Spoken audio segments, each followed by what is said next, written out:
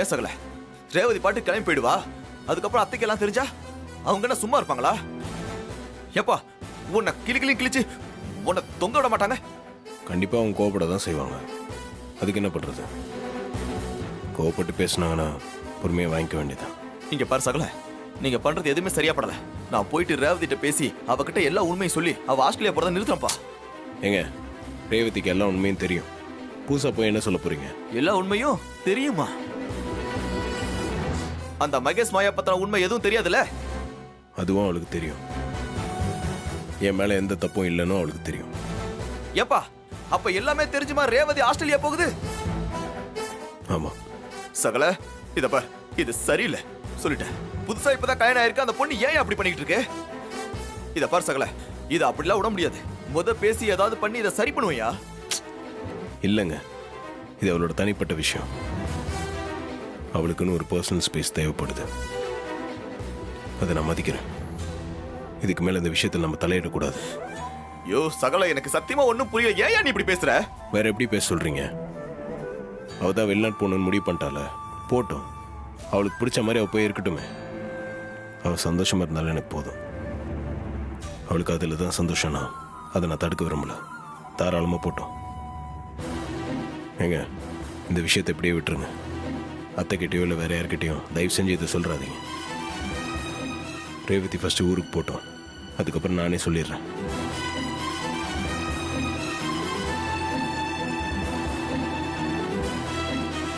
இதை இப்படியே விடக்கூடாது. ரேவதி கிட்ட போய் பேசுவோம்.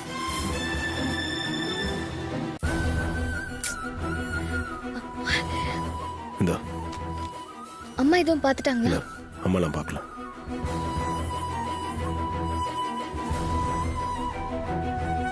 நல்ல வேலை தப்பிச்சோம்.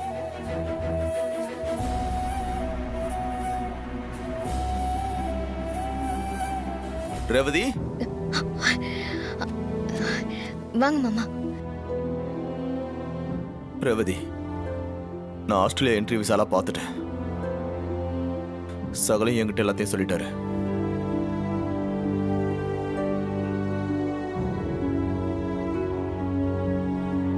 நீ ஒரு பெரிய தப்பான முடிவு எடுத்திருக்க ரேவதி.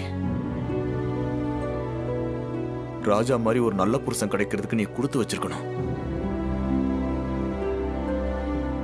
நீயும் சகல மேல ஒரு நல்ல அபிப்பிராயத்துல தான் இருந்த. இடையில சில பேர் யாரோ சொன்னாங்கன்னு அவரை நீ தப்பா நினைக்க ஆரம்பிச்சிட்ட. இதுல அந்த மகேஷ் மாயாவோட ரிலேஷன்ஷிப்பை பத்தி உனக்கு தெரிஞ்சிருச்சுன்னு சகல என்கிட்ட சொல்லிட்டாரு. இப்ப சகலை பத்தி உனக்கு முழுசா தெரிஞ்சிருக்குமே.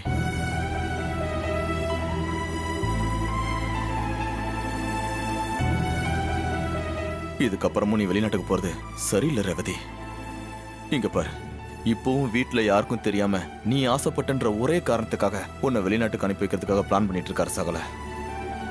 இதனால எந்த பிரச்சனை வந்தாலும் நான் பாத்துக்கிறேன்னு சொல்றாரு.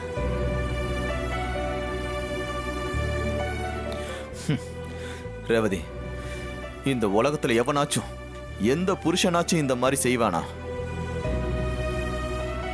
நீ அவரை எவ்வளவு அவமானப்படுத்திருக்க. அதுக்கப்புறமும் ஒரு மனுஷன் ஃபீலிங்ஸை புரிஞ்சுக்கிட்டு இந்த அளவுக்கு ஒருத்தன் நடந்துக்கிறானா? அவருடைய நல்ல மனசை நீ தெரிஞ்சுக்க வேணாமா?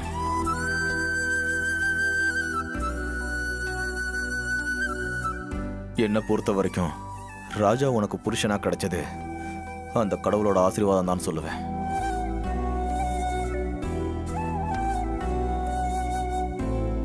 ரேவதி, உனக்கு ஒரு அருமையான கல்யாண வாழ்க்கை அமைஞ்சிருக்கு.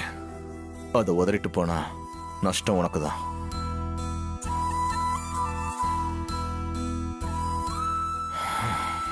நான் சொல்ல வேண்டியதெல்லாம் சொல்லிட்டேன். இதுக்கு மேல என்ன சொல்றதுன்னு எனக்கு தெரியல. முடிவு உன் கையில.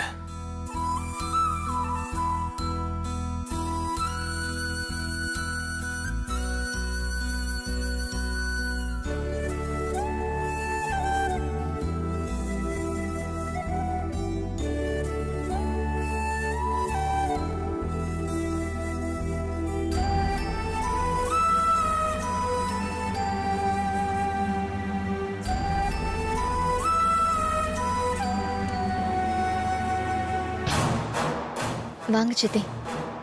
நான் கேள்விப்பட்டது உண்மையா ரேவதி? எதை சித்தி சொல்றீங்க? நீ ஆஸ்திரேலியா போறியாமே?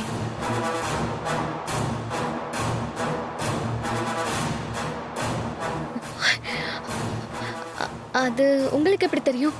நேத்து டிராவல் ஏஜென்சி ஆபீஸ்க்கு ஒரு வேலையா போயிருந்தேன். அப்பதான் தெரிஞ்சுக்கிட்டேன். ஆமா சித்தி, போறது ஐடியா. அவசியம் போ. நான் யார்கிட்டயும் மூச்சு விட மாட்டேன். ஏன்னா நீ நல்ல முடிவாதான் எடுத்திருக்க. அந்த டிரைவர் உனக்கு ஏத்த மாப்பிளையே கிடையாது. உன் படிப்பென்ன, அவன் படிப்பென்ன? அவன் சாதாரண டிரைவர். ஏதோ கொஞ்சம் கொஞ்சம் இங்கிலீஷ் பேசுறதுனால உனக்கு ஏத்தவனா ஆயிட முடியுமா? நம்ம வீட்டுக்கு டிரைவரா வந்தவன் எப்படியோ உங்க அம்மா மனசுல இடம் பிடிச்சு இந்த வீட்டுக்கு மாப்பிள்ளை ஆயிட்டான். உங்க அம்மா அவனை முழுசா நம்புறாங்க. குரங்கு கையில பூமாலையை கொடுத்த மாதிரி பிசினஸ் பொறுப்பு எல்லாத்தையும் அவன்கிட்ட ஒப்படைச்சிட்டாங்க. இவனோட நீ காலை முழுக்க குப்பை கொட்டுறதை விட வெளிநாட்டுக்கு போறதா நல்லது. சித்தி, உன் அழகுக்கும் திறமைக்கும் இங்கே இருந்தா நீ விரும்பின வாழ்க்கைய வாழ முடியாது. அதுக்கு உன் அம்மாவும் டிரைவருமே தடையா இருப்பாங்க. அவன் உனக்கு பொருத்தமே இல்லாதவன். உன்னை ஏமாத்தி தாலி கட்டிட்டான். சித்தி கொஞ்சம் இருங்க. இரு, நான் முழுசா சொல்லி முடிக்கிறேன். அவன் அந்த கிழவியோட பேரன்தான். நம்ம எல்லாரையும் சீட் பண்ணி உள்ள வந்திருக்கான். அவன் பண்ணிருக்கிற ஃப்ராடு வேலை எல்லாத்தையும் கும்பாபிஷேகத்துக்குள்ள நான் நிரூபிக்கதான் போறேன். அவன் மோசமான ஆளு. நம்ம எல்லாரையும் ஏமாத்திட்டு இருக்கா. நீ அவனை நம்பாத. சித்தி, பேசுறத கொஞ்சம் நிறுத்துறீங்களா? என்ன ரேவதி, அவன் நம்ம எல்லாரையும் ஏமாத்துற ஃப்ராடு. அவனை பத்தி பேசுறத நீயே நிறுத்த சொல்ற? சித்தி ப்ளீஸ், நீங்க என்ன பத்தி என்ன வேணாலும் பேசுங்க, ஆனா அவரை பத்தி தப்பா பேசாதீங்க. என்ன இவ திடீர்னு அவனுக்கு சப்போர்ட் பண்ணி பேசிட்டு இருக்கா? ஏன் ரேவதி, என்னாச்சு? ஏன் இப்ப திடீர்னு என் மேல கோவமா பேசுற? அவரை பத்தி நீங்க தப்பா பேசுறது எனக்கு பிடிக்கல. என்னடா இது, கடைசியில இவளும் அவன்கிட்ட கவுந்துட்டாளா? போச்சு, இனிமே இவகிட்ட அவனை பத்தி பேசி எந்த பிரயோஜனமும் இல்ல. சரி ரேவதி, ஓ இஷ்டம். நான் எதுவும் பேசல. ஆனா ஒண்ணு, என்ன பொறுத்த வரைக்கும் நீ ஆஸ்திரேலியா போறதுதான் உனக்கு நல்லது. அப்பதான் உன் ஃபியூச்சர் நல்லா இருக்கும். பார்த்து நடந்துக்க. நான் வரேன்.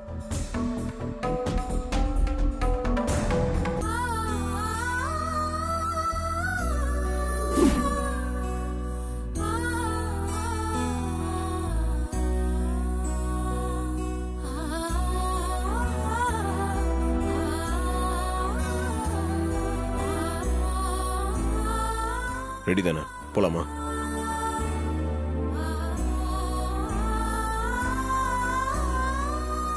என்ன? ஒண்ணும் இல்ல. சரி வா போலாம்.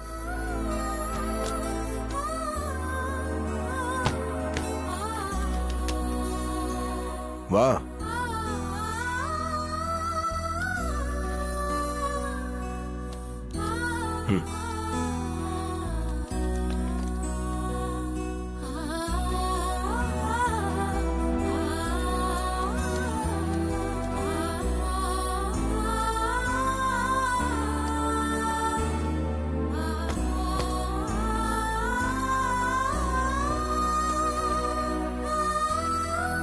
என்ன ரேவதி, ரெடி ஆயிட்டியா?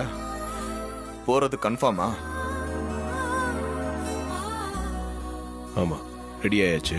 கிளம்ப வேண்டியதான். அத்த, நான் ரேவதி ஏர்போர்ட்டில் ட்ராப் பண்ணிட்டு வந்துடுறேன். ஃப்ளைட் எத்தனை மணிக்கு மாப்ள? 10:30க்கு. சரி, அப்போ நானும் ஏர்போர்ட் வரைக்கும் வரேன். என் பொண்ணை வழி அனுப்பின மாதிரி இருக்கும்.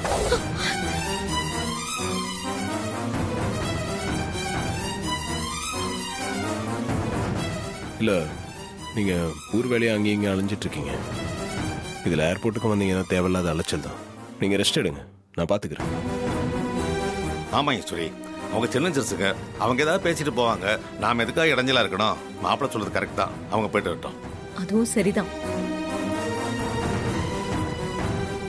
அத்தை, நான் கிளம்புறோம். மாப்ள, இப்ப கூட சொல்றேன், நீங்களும் ரேவதி கூட போயிட்டு வந்தா நல்லா இருக்கும். 2 நாள் தானே, போயிட்டு வாங்களேன். இல்லை அத்தை, நான் தான் ஏற்கனவே உங்ககிட்ட சொல்லிட்டேன்ல, எனக்கு இங்கே கொஞ்சம் வேலைங்க இருக்கு. அது மட்டும் இல்லாமல் ரேவதியோட ஃப்ரெண்டு கல்யாணத்துக்கு போகிறதால அவங்க பொண்ணுங்கள்லாம் சேர்ந்து ஒன்றா இருப்பாங்க. அவங்களுக்குள்ளே எத்தனை பேசிப்பாங்க. அந்த இடத்துல நான் இருக்கிறது அவங்களுக்கு கண்டிப்பாக இடைஞ்சலாக தான் இருக்கும். எனக்கும் அதெல்லாம் செட் ஆகாது. ஆமாக்கா, ரேவதி மட்டும் போட்டோம், அதான் சரியா இருக்கும். என்ன டிரைவர் மாப்ள, நான் சொல்றது கரெக்ட் தானே?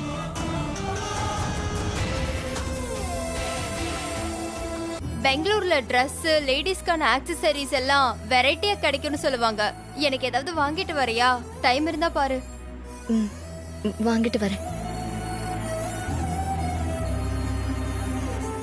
என்ன ரேவதி ஒரு மாதிரி இருக்க? ஏதாவது பிரச்சனையா? இல்ல உடம்பு சரியில்லையா? உடம்பு சரியில்லைன்னா நீ போக வேண்டாம், விட்டுரு.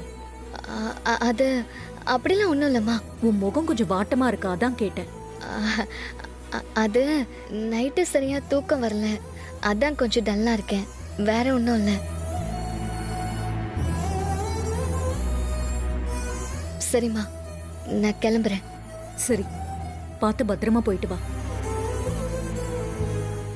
வரேன்ப்பா, உடம்ப பார்த்துக்கோங்க. என்னம்மா, என்னமோ ரொம்ப நாளைக்கு பிரிஞ்சிருக்க போற மாதிரி பேசுற. குரல் வேற ஒரு மாதிரி தழுதழுக்குது. அப்படியெல்லாம் ஒன்றும் இல்லைப்பா.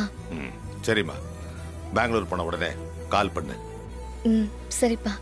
சரிங்க தான், நான் கிளம்புறோம். நான் ட்ராப் பண்ணிட்டு வந்துடுறேன். சரி. வரேன் மாமா. ஆ.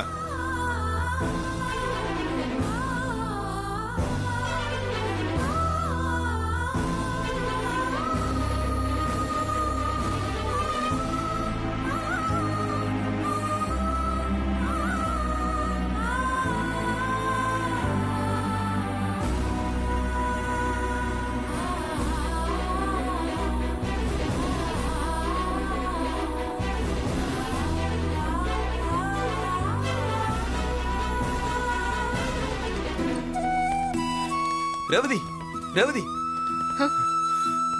ஏன் ரேவதி, நான் அவ்வளவு தூரம் சொல்லியும் நீ ஆஸ்திரேலியா போறதுல உறுதியா இருக்கல்ல? எனக்கு என்னமோ நீ பண்றது சரியா படலம்மா. இப்போ ஒண்ணு கெட்டு போகல, நல்லா யோசிச்சு ஒரு முடிவெடு. ஏங்க, அவளை கன்ஃபியூஸ் பண்ணாதீங்க. போறதுன்னு முடிவெடுத்து ஏர்போர்ட்டுக்கே கிளம்பிட்டால, இதுக்கு மேல பேசி எந்த அர்த்தமும் இல்லை. இங்க பாரு சகல, நான் சொல்றேன்னு தப்பா எடுத்துக்காதப்பா. நீ பண்றதும் சரியில்லப்பா. இதெல்லாம் எங்க போய் முடியும்னே தெரியல. ஏங்க, இதெல்லாம் நம்ம அப்புறமா பேசிக்கலாம். ரேவதி, நீ போய் கார்ல ஏறு. சரி, பார்த்து போயிட்டு வா ரேவதி. போய் விட்டு வந்துடுங்க. ம்.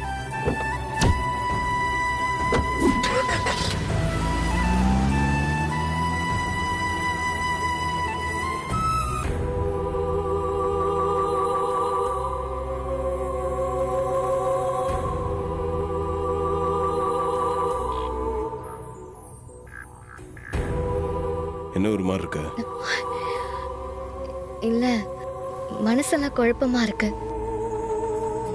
எது சரி எது தப்புன்னு ஒண்ணுமே புரியல. ஒரு விஷயத்த செய்யணும்னா ஃபர்ஸ்ட் நம்ம அதில் தெளிவாக இருக்கணும். இல்லைன்னா ஆளாளு குழப்பிக்கிட்டே தான் இருப்பாங்க. மயில் உங்ககிட்ட ஏதோ பேசி குழப்பிட்டாருன்னு நினைக்கிறேன். அவர் சொன்னதெல்லாம் நீ மனசில் வச்சுக்காத. உன் மனசுக்கு எது சரின்னு படுதோ அதை செய். இது உன்னோட கரியர். இதை எப்படி அமைச்சிக்கணும்னு நீ தான் முடிவு பண்ணணும். அடுத்தவங்க சொல்றாங்கன்றதுக்காக உன் முடிவை நீ மாத்திக்கிட்டே இருக்கக்கூடாது. அப்படி பண்ணா எல்லாமே தப்பா தான் போய் முடியும். ம், ஓகே.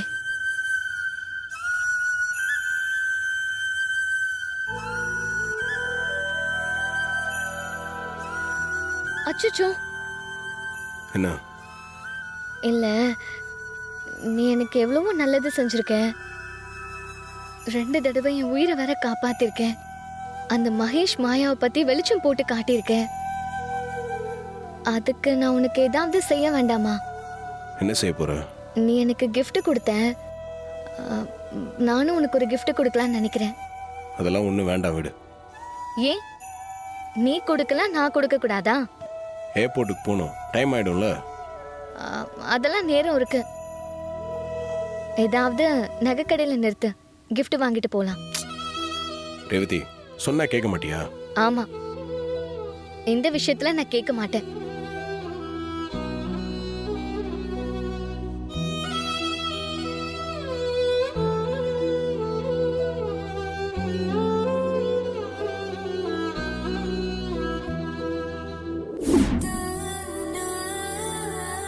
சார், வாங்க மேடம், சொல்லுங்க. ரிங்கு பார்க்கணும். ரிங்கா மேடம்? இதோ காட்டுறேன் மேடம். ம். ஒரு நிமிஷம் வந்துடும். ஹலோ, உட்காருங்க மேடம். இந்த டிசைன்ஸ் பாருங்க. இது எல்லாமே லேட்டஸ்ட் டிசைன்ஸ் மேடம், பாருங்க.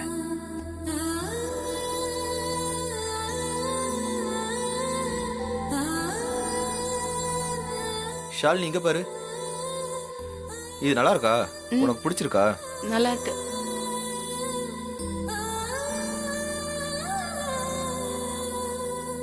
இந்த டிசைன் நல்லா இருக்குல்ல? இதே எடுத்துக்கலாம். இதை ஓபன் பண்ணி கொடுங்க, போட்டு பார்த்தரலாம். I love you Shalini. I love you two.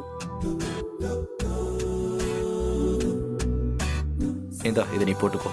நீங்களே போட்டு விடுங்க.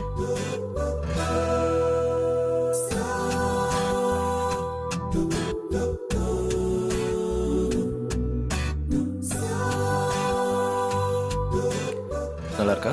பிடிச்சிருக்கா? சூப்பரா இருக்கு.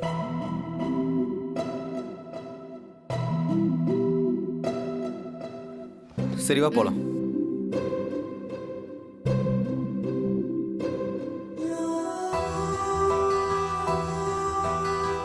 ரேவதி டைம் ஆச்சு, போலாமா? இரு, இன்னும் ரிங்கே செலக்ட் பண்ணல. சரி சீக்கிரமா செலக்ட் பண்ணு, ஃப்ளைட் மிஸ் ஆயிட போகுது.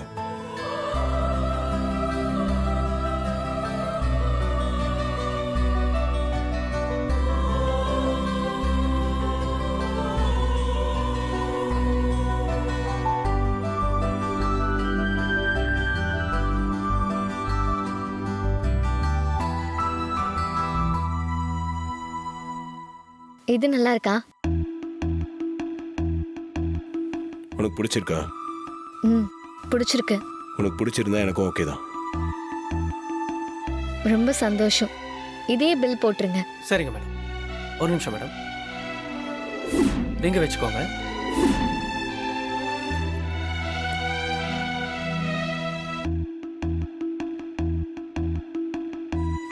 கையை காட்டு. எதுக்கு?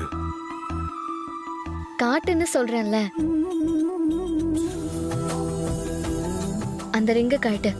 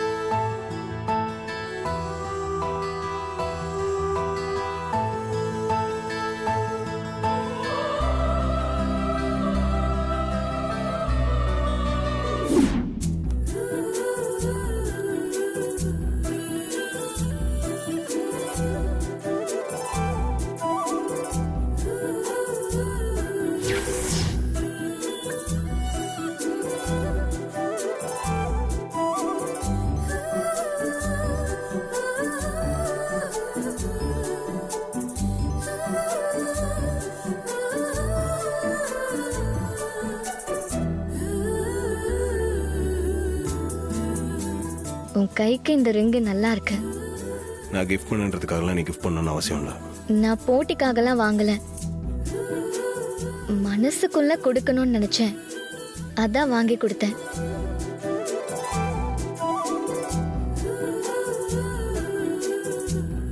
இனிமே இந்த ரிங்க பார்க்கும் போதெல்லாம் உனக்கு என் ஞாபகம் வரும்ல?